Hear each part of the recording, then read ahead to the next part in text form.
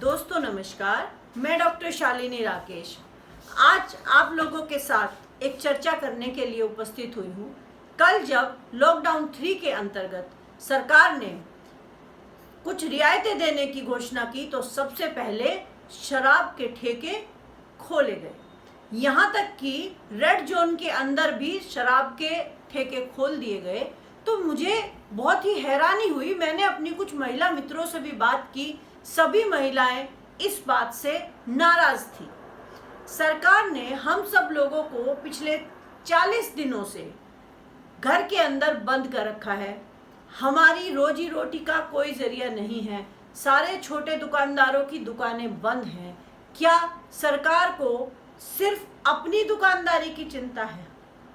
सरकार नहीं चाहती कि कोरोना से लड़ाई में जितना हम देशवासियों ने मेहनत की, हम सब लोगों ने इतना बड़ा त्याग किया कि हम सब लोगों ने अपनी दुकानों के शटर डाउन कर रखे हैं। हमारे बच्चे स्कूल नहीं जा रहे हैं और हम महिलाएं जो हमारी कोई घरेलू नौकरानी आ जाती थी, आज वो भी नहीं आ रही हैं। हम सब सारा दिन अपने परिवार का काम कर रहे हैं और आर्थिक तंगी के दौर से भी हम गुजर रहे हैं। सिर्फ किराना की दुकानें खुली हुई हैं, सब्जी की दुकानें भी सरकार ने बंद करवा रखी हैं। तो जब सब्जी की दुकानें भी बंद हैं, टेलर की दुकानें बंद हैं, घर में बाई नहीं आ रही है और कपड़े वालों की दुकानें भी बंद हैं, इन्वर्टर, बैटरी, सब चीज़ों की दुकानें इतने समय तक बंद रही। और अगर सरकार को ढील देने की आवश्यकता है तो सबसे पहले सरकार ने अपनी कमाई के बारे में सोचा है, क्योंकि वो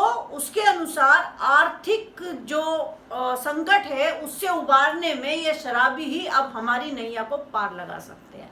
हम आपसे पूछते हैं कि आप जब भी कोई फैसला लेते हैं तो आपकी मीटिंग में निर्मला सीतारमण जो इस देश की अर्थव्यवस्था को संभालने के लिए वित्त मंत्री नियुक्त की गई हैं, वो तो जरूर होती होंगी। वो भी एक महिला है। उन्होंने ऐसा फैसला कैसे ले लिया कि हमें अब शराब की दुकानें खोल देनी चाहिए और आम पब्लिक का रोजगार बाद में शुरू किया जाए, सबसे पहले सरकार अपना रोजगार शुरू कर ले। आप ये बताइए कि आप बहुत ज्यादा धार्मिक होने का ढोंग करते आए हैं। अब मैं उसको ढोंग कहूंगी। क्यों? क्योंकि नवरात्रे हैं तो अब हम व्रत रख रहे हैं, अब हम कन्या पूजन कर रहे हैं। अगर अभी हम भूले नहीं है कि जब आप पिछली बार प्रधानमंत्री बने थे तो जब आप अमेरिका गए तो आप अपने रसोइया को साथ लेकर के गए थे। सुनने में आया था कि मोदी जी तो बहुत ज्यादा पूजा पाठी है, इसलिए रसोइया भी साथ जाएगा। वो तो सिर्फ पानी पी करके अपने व्रत गुजारते हैं। अच्छा, तो फिर आपने धार्मिक पुस्तकें भी पढ़ी होंगी। आपको ये भी पता होगा कि मदिरा का सेवन करना तो स्वास्थ्य के लिए हानिकारक है। और वो कौन सा धर्म है जिस धर्म के अंदर ये बताया गया है कि मदिरा अच्छी है? किसी भी धर्म में, चाहे वो मुस्लिम समाज का है, चाहे वो हिंदू है या जैनी है या पारसी है, सभी ने शराब को निषेध बताया है। लेकिन दुर्भाग्य मेरे इस देश का कि जब आप लॉकडाउन 3 के अंदर आप छूट देते हैं तो आप सबसे पहले शराब की दुकानें खोलते हैं। उससे क्या होगा? कमाई तो हमारी हो नहीं रही है। आप पहले से ही महिलाओं के गहनों के पीछे पड़े हुए हैं। आपने मांगा भी था कि आप जो है अपने गहने दान कर दीजिए। हम महिलाओं के पास कुछ बचे कुचे पैसे होते हैं, वो पैसे तो आपने हमसे नोटबंदी के टाइम में ले ही लिए थे। तब सबको पता लग गया था कि हाँ, महिलाएं कुछ पैसे अपने लिए बचा करके रखा रखती हैं, उससे वो अपना घर खर्च चलाती रहती हैं। लेकिन इस बार तो आपने हद ही कर दी। हमारी जो कुछ बचत थी वो इस लॉकडाउन के अंतर्गत, जब हम बच्चों को खाना खिला रहे हैं, अपने पति हमारे काम नहीं कर रहे हैं, उसके बावजूद घर चल रहा है, आपने तो यहाँ तक कह रखा है कि आपको तो अपने जो नौकर हैं उनकी तनख्वाह भी देनी है। कमाई है नहीं, तनख्वाह भी देनी है, बच्चों का भी पढ़ाना है, खुद का भी पेट पालना है। उसमें अब हम सीमित साधनों के अंतर्गत अपना जीवन काट रहे हैं।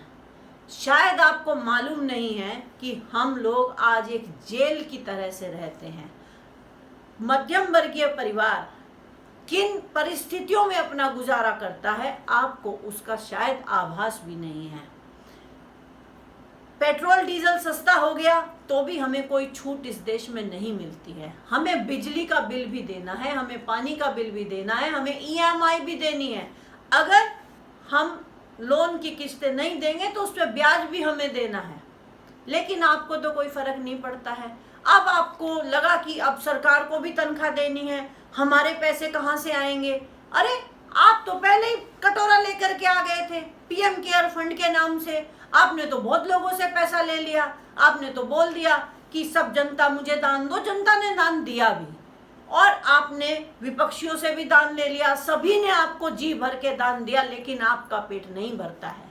आपने दूसरे देशों से भी दान ले लिया है, IMF ने आपको दान दे दिया है, बहुत पैसे आ चुके हैं, लेकिन खर्च आपने कहाँ किए किसी की समझ में आज तक कुछ भी नहीं आया है, ना ही आप बताना चाहते हैं। सांसदों का, विधायकों का, सरकारी कर्मचारियों का, सबका वेतन काटने को आप तैयार बैठे हैं। लेकिन अब जब शराब की दुकानें खुली हैं तो जब घर में पैसा नहीं है तो क्या होगा?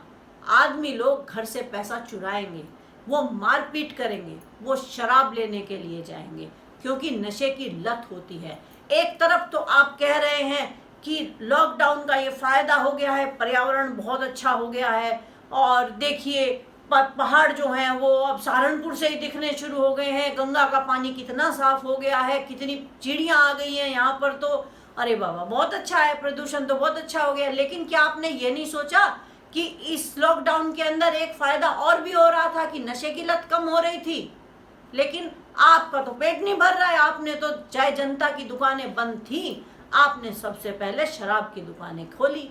अब आदमी जो पैसा है उससे लेकर के, कल हमने देखा कि इस दुकानों पर बड़ी बड़ी भीड़ लगी हुई थी, भीड़ लग गई है, लोग शराब की बोतलें ले करके जा रहे हैं, बच्चों का पेट काट करके लोग शराब खरीद रहे हैं। तो हम महिलाओं के अनुसार तो मुझे लगता है कि 95% महिलाएं मेरी बात से सहमत होंगी। 5% को मैं हटा देती हूँ, क्योंकि वो बहुत अमीर लोग हैं, उनकी गिनती हम लोगों में होती ही नहीं है। हम बात करते हैं मध्यम वर्ग की, हम बात करते हैं गरीब आदमी की, लेकिन आपने तो कुछ फर्क उनसे पड़ने वाला आपको तो नहीं है। जो भी होगा जनता को भुगतना है। अब जनता की कमाई के साधन के बारे में आपने नहीं सोचा। अगर आप इस देश के बारे में सोचने वाले होते तो आप सबसे पहले रोजगार देते, आप टेलर की दुकान खोलते, आप कपड़े वाले की दुकान खोलते, आप बिजली वाले की दुकान खोलते, आप किताबों की दुकान खोलते, आप सैलून की दुकान खोलते, आप जूतों की दुकान खोलते। कमाई होती, उसमें बच्चों का पेट भरा जाता। उसके बाद थोड़ा बहुत आदमी अगर ठीक है नशा भी कर रहा है तो वो शराब की दुकानों पर चला जाता, वो खरीद लेता, वो पहले भी ले रहा था। लेकिन अब तो आपका बड़ा ही क्रूर चेहरा सामने आया। सारे छोटे व्यापारी आप पर थूक रहे हैं। उनका कहना है कि शराब के ठेके खुल सकते हैं लेकिन हमारी दुकान नहीं खुल सकती है। और हम लोगों को आपने 40 दिन से घरों के अंदर बंद क्यों रखा था? क्या कहना चाहते थे कि कोरोना आ गया, कोरोना आ गया। कोरोना को भगाने के लिए हम सब लोग घर के अंदर, आपने जेल के अंदर ठूस करके रखे हुए हैं। कल कोरोना नहीं फैल रहा था। कल जब सब लोग एक दूसरे से सट करके खड़े हुए थे, क्या आपने उनकी थर्मल स्क्रीनिंग की थी? क्या आपने वहां पर मेडिकल टीम बिठाई थी? वो मेडिकल टीम क्या उनकी जांच कर रही थी? कोई मेडिकल टीम वहां पर नहीं थी, कोई वहां पर रैपिड टेस्टिंग नहीं की गई। सब लोग ऐसे ही खड़े थे। आपको क्या पता उनमें से किसको कोरोना था? अब वो कोरोना लेकर के अपने अपने घर जा सकते हैं। लेकिन आप तो कह रहे हैं कि हमने तो इम्यूनिटी बढ़ाने के लिए ऐसा किया है। बड़ी बढ़िया आपकी इम्यूनिटी बढ़ाने वाली हुई। लोग नमाज पढ़ने के लिए जाए तो आपको दिक्कत है, कोई मंदिर में जाना जाए तो आपको दिक्कत है, शराब खरीदने के लिए जाना चाहे तो आपको कोई दिक्कत नहीं होती है। शराब खरीदने से लोगों की सेहत बनती है, उस पर तो लिखा हुआ है कि शराब जो है सेहत के लिए हानिकारक है। लेकिन आपने शराब की दुकानें भी खुलवाई, आपने गुटखे की दुकानें भी खुलवाई। और बिहार के मुख्यमंत्री वो तो कहते थे कि मैं शराबबंदी करूंगा, ये अब वो कह रहे हैं कि नहीं मैं शराब की दुकानें बिल्कुल बंद नहीं करूंगा। और अरविंद केजरीवाल वो तो बड़े ही मासूम से चेहरे बना करके बार बार आ जाते हैं। बार बार बोलते हैं अरे ऐसा हो गया है, हम मैं आपके साथ हूँ, आप सहयोग रखिए, हम दिल्ली को ऐसा कर लेंगे वैसा कर लेंगे। खाक दिल्ली को ऐसा कर लोगे तुम? दिल्ली तो रेड जोन के अंदर कर रहा है, फिर भी आपने सारी की सारी शराब की दुकानें खोली हैं। और आज तो हद ही हो गई, आपने तो कह दिया कि हम तो कोरोना टैक्स लगाएंगे। ये कौन सा टैक्स है कोरोना टैक्स? महामारी के समय में भी आप टैक्स लगा लेंगे, आप मुनाफा कमा लेंगे, लेकिन बेचारी उस जनता का क्या जिसकी दुकानें बंद पड़ी हैं? आपने लॉकडाउन किया ही क्यों था? अब सवाल यह उठता है कि आपने लॉकडाउन किया क्यों? मजदूर अपने घरों से दूर बैठे हैं, घर जाने के लिए रो रहे हैं, खाने के लिए उनके पास पैसे नहीं है, लेकिन आप मजदूरों को घर नहीं भेजना चाहते हैं। अगर मजदूर घर जाना चाहे तो आप उनसे पैसे वसूलना चाहते हैं। गरीब जनता अगर सब्जी लेने के लिए चली जाए और आज़ाद मंडी के अंदर भीड़ हो जाए या किसी कस्बे में भीड़ हो जाए तो आप क्या कहते हैं? लाठी बरसाओ, पुलिस लाठी बरसाती है। आप ऐसे ही घूम रहे हैं, आप पे लाठी बरसाई जाती है, कोरोना हो जाएगा। अरे आम पब्लिक अगर घूमने लगे तो कोरोना हो जाएगा, और अगर शराबी सारे के सारे बाहर आ जाएं, वो सारे नियम कानून ताक पर रखे तो कुछ नहीं होगा, क्योंकि वो सरकार की कमाई करनी है। अभी तक तो हम सोचते थे कि आपकी दोहरी नीति सिर्फ अमीर और गरीब के बीच में है, लेकिन आप तो बड़े ही दोगले निकले।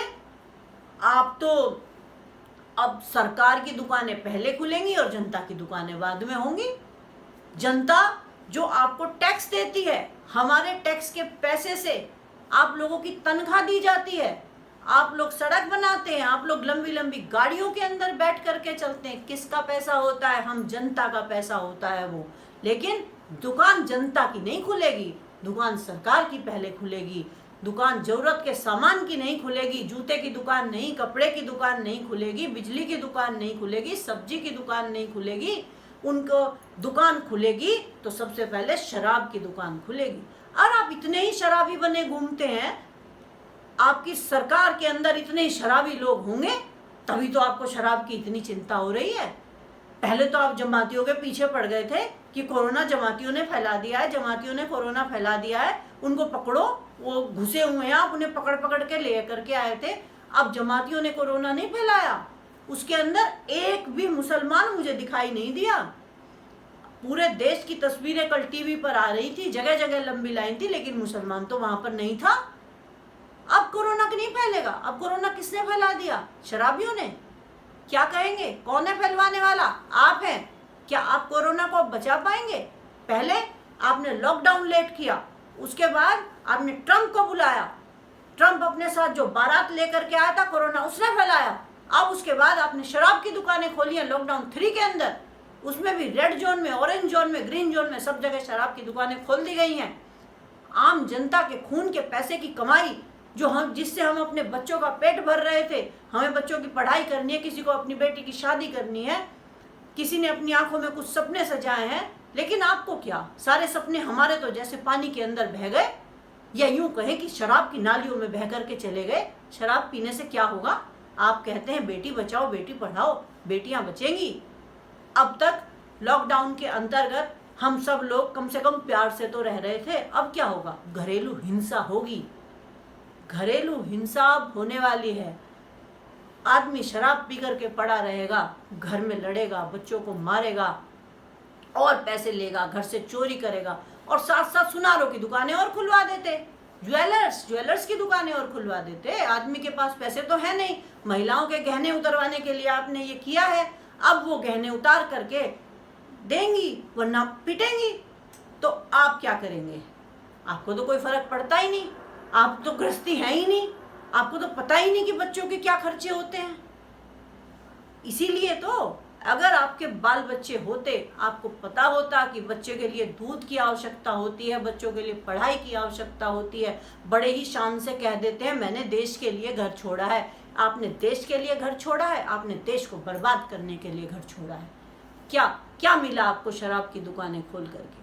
मुझे नहीं लगता कोई भी महिला आज आपकी इस बात से खुश होगी। हम महिला 50% हैं, हमने आपको धार्मिक होने के नाते से बहुत वोट दिया था और हमने आपको दोबारा से सत्ता दी है, लेकिन इस बार आपका असली चेहरा हम लोगों के सामने आ गया है। आप कर्ज माफ करते हैं तो अपने दोस्तों के, आप कर्ज माफ उनके करते हैं जो नागरिकता छोड़ करके दूसरे देशों में जा करके बस गए हैं, और जो यहाँ पर रहने वाले हैं उनसे आप कागज मांगते हैं कि आपकी नागरिकता कैंसिल की जाएगी, या आपको दिखाना होगा कि आप भारत के नागरिक हैं कि नहीं हैं। लेकिन हमारे कर्ज माफ नहीं होंगे। आपको क्या पता कि किसान आज अपनी फसलों को, जो सब्जी उगाता है उसे वो अपने बच्चों की तरह से प्यार करता है, उस सब्जी के ऊपर वो आज ट्रैक्टर चला देता है क्योंकि उसको मंडी के अंदर भाव नहीं मिलते हैं। 5 रुपए किलो प्याज किसान की जा रही है, 5 रुपए किलो में तो उसकी लागत भी नहीं आती है, तो वह क्या करे बेचारा। टमाटर हैं, खीरे हैं, वो उनके ऊपर ट्रैक्टर चला रहा है, ट्रैक्टर से रौंद रहा है क्योंकि बाहर जाने के लिए उसको डीजल चाहिए। डीजल के पैसे आज उसके पास नहीं हैं, मार्केट में खरीदार नहीं है क्योंकि लोगों के पास पैसा नहीं है। लोग दूध सड़कों पर बहा रहे हैं। दूध, दिल्ली में दूध नहीं मिल रहा है। आपको दूध के भाव पता है क्या भाव हो रहे हैं? आपको क्यों पता होगा? आप तो आलीशान मकान में रहते हैं, आपको तो सब कुछ मिल जाता है, तभी तो आपको आम जनता से कोई फर्क नहीं पड़ता है। इसीलिए आप नई संसद बनाना चाहते हैं। ये तो वही बात हो गई कि जेब में नहीं दाने और अम्मा चली भुनाने, हम तो मरे जा रहे हैं, हमारे पास तो कुछ भी नहीं है। आप अपनी नई संसद बनाना चाहते हैं, आप हवाई जहाज खरीदना चाहते हैं। क्यों? इस वाले हवाई जहाज के अंदर क्या आपकी गर्दन में दर्द हो जाता है? या ट्रंप का हवाई जहाज देख करके आपकी भी नीयत बदल गई है? आपको भी आराम की आवश्यकता है। और वो बाबा रामदेव, उसको आपने फायदा पहुंचा दिया, वो योग गुरु बना घूमता है, उससे अपनी आंख तो ठीक हुई नहीं। अगर वो ऐसा था तो अपनी आंख ठीक कर लेता। उसकी तो आप, वो बाबा रामदेव से लाला रामदेव बन गया। आपके तो जितने भी दोस्त थे सबके फायदा हो गया, मर गई है ये जनता। अगर शराब इतनी ही जरूरी थी, आपको अन्न के गोदाम खाली करने थे, आपको शराब फैक्ट्रियां चलवानी थी, तो शराब फ्री में बांट देते, दे देते सबको एक एक बोतल, पी लेती जनता। कम से कम घर के अंदर हिंसा तो नहीं होती। शराब की दुकानें पहले नहीं खुलवानी चाहिए, सबसे पहले जनता की दुकानें खुलनी चाहिए। जनता जो आज बेचारी अपनी दुकानों के बाहर बैठी रहती है कि कोई आएगा, कोई किसी को किसी चीज की आवश्यकता होगा तो मैं धीरे से शटर उठा करके उसे सामान दे दूंगा। लेकिन आप अगर वो सामान देता हुआ पकड़ा जाता है तो उसको लाठियां खानी पड़ती हैं, सामान देने वाले को भी और सामान लेने वाले को भी। आपको क्या मालूम, एक मोची जो जूते गांठता था आज उसका क्या हाल है। एक कूड़ा बीनने वाला जो रद्दी लेकर के जाया करता था वो नहीं आता है, कैसे आएगा? मोदी जी ने तो मना किया है, उससे तो कोरोना फैल जाएगा। कोरोना फैल जाएगा मजदूरों से। अरे जो 1400 किलोमीटर चल करके पैदल जा रहे हैं उनको कोरोना नहीं होता है। उनकी आप टेस्टिंग करेंगे, उन्हें आप क्वारंटीन सेंटर के अंदर रखेंगे। शराबियों के लिए आप कुछ नहीं करेंगे, उनकी कोई चेकिंग नहीं करेंगे, उनको क्वारंटीन सेंटर के अंदर आप नहीं रखेंगे, क्योंकि वो तो देश की अर्थव्यवस्था संभाल रहे हैं ना। पहले देश की खुशहाली का रास्ता खेत और खलियानों से होकर के जाता था, लेकिन अब खुशहाली का रास्ता ठेकों से होकर के जाता है, क्योंकि अब भाजपा सरकार है। यह तो आपने एक नया नारा दे दिया है कि अर्थव्यवस्था के सम्मान में और शराबी मैदान में। क्या ऐसा ही होता है न्यू इंडिया? शर्म आती है मुझे ऐसे न्यू इंडिया पे। नहीं चाहिए हमें ऐसा न्यू इंडिया। हम महिलाएं आपसे सख्त नाराज हैं और आपको ये शराब के ठेके बंद करवाने पड़ेंगे। इन्हें बंद करवाइए, और जो कल आपने पता कीजिए किस किस ने शराब खरीदी है, उन सब की थर्मल स्क्रीनिंग कराइए, उन सब की टेस्टिंग कराइए। हम लोगों ने जो तपस्या की है अपने घरों के अंदर बैठ करके, उस तपस्या को बेकार मत होने दीजिए। आपको पता है हम किन हालातों में रहे हैं। बहुत सारे तो ऐसे लोग हैं जिनके पास एक ही कमरा है, एक कमरे के अंदर 9-10 लोग रहते हैं। आप तो कह देते हैं सोशल डिस्टेंसिंग मेंटेन करो। कैसे करेंगे वो सोशल डिस्टेंस मेंटेन? मालूम है आपको कैसे की जाती है सोशल डिस्टेंस मेंटेन? आ जाते हैं गमछा लगा करके। जिस समय आप आते हैं हर बार आपके नए कपड़े होते हैं, नया गमछा होता है। आपके तो बड़े शौक हो गए, आप तो कभी नारंगी गमछा पहनते हैं, कभी हरा गमछा पहनते हैं, कभी नीला गमछा पहनते हैं। और आम पब्लिक उसका क्या, भाड़ में जाए, आपको कोई फर्क नहीं पड़ता है। आप तो गंदी नाली के कीड़े समझते हैं आम जनता को। ये वही जनता है जिसने आपको वोट दी थी। आपको वोट दे करके इस जनता ने प्रधानमंत्री बनाया। आप प्रधान सेवक कहते हैं, अब प्रधान सेवक ऐसा नहीं होता है। राजा वो होता है जो पहले जनता की सोचता है, बाद में अपनी सोचता है। लेकिन आप ऐसे राजा हैं जो पहले अपनी सोचते हैं, अपनी सरकार की सोचते हैं, आपके खर्चे कैसे चलेंगे आप पहले उसको सोचते हैं, और जनता की बात आप बाद में सोचते हैं। आप अपने मन की बात करते आए हैं, जनता के मन की बात को आपने कभी नहीं समझा है। आपने ये नहीं सोचा कि यह जनता बेचारी जो इतने दिन से घरों के अंदर बंद हुई है कि मेरा परिवार सुरक्षित रहे, हम एक शील्ड के अंदर रहते हैं ताकि हम में से कोई बीमार ना हो जाए, क्योंकि हमें मालूम है कि भारत के अंदर अस्पताल नहीं है। इस देश में अस्पतालों पे पैसा खर्च नहीं किया जाता। इस देश में राम की मूर्तियों पे पैसा खर्च किया जाता है। इसमें जब कावड़ियाँ आते हैं तो उन पे फूल बरसाए जाते हैं। लेकिन जब जनता अपना सामान लेने के लिए बाहर निकलती है तो उस पर लाठियाँ बरसाई जाती हैं। ये अंग्रेजों से भी बुरा शासन चल रहा है। आज हम सब लोगों को ऐसा लगता है कि हमें जैसे हर जगह अपने भारतीय होने का सबूत देने की आवश्यकता पड़ती है। देशभक्त सरकार कहते हैं आप। आज शहीद भगत सिंह, अशफाकुल्ला खां और चंद्रशेखर आज़ाद, अब्दुल कलाम, ये सब लोग रो रहे होंगे। इनको कैसा लगता होगा कि आज मेरे देश की जनता को रोटी देने की बजाय उसको शराब पिलाई जा रही है।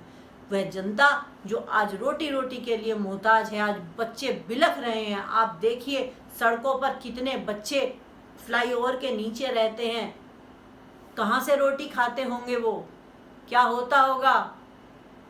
आप तो चैन से सो जाते हैं, आपके लिए तो फुर्सत के दिन चल रहे हैं, आपको तो कोई फर्क पड़ने वाला नहीं है। लेकिन हम जनता की सुनिए, शराब के ठेके बंद करवाइए, वरना हमारी दुकानें खुलवा दीजिए, नहीं तो विद्रोह हो जाएगा और आप उस विद्रोह को संभाल नहीं पाएंगे। यह देश की जनता की आवाज़ है, हमारी आवाज़ को सुनना होगा।